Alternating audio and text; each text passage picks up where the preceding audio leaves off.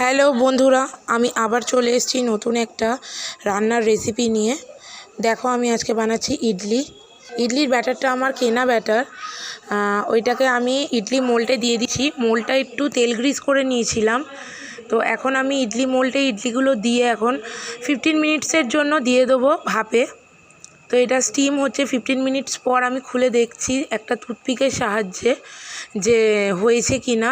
তোমরা দেখো, টুথপিকটা একদম পরিষ্কারভাবে বেরিয়ে আসছে।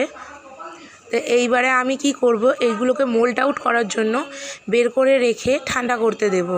দেখো, ঠান্ডা হয়ে যাওয়ার পরে এগুলো কত সহজে মোল্ড আউট হয়ে যাচ্ছে, আর কত সফট আর কত সুন্দর একদম হয়ে গেছে আকৃতিটা। এর সঙ্গে খাওয়ার জন্য আমি বানিয়েছিলাম একটা নারকোল, ধনেপাতা আর কাঁচা লঙ্কার চাটনি। এই রেসিপিটা আমি তোমাদেরকে পরে একদিন দেব। এই হচ্ছে ফাইনাল লুক। টাটা বাই, সবাই ভালো থেকো।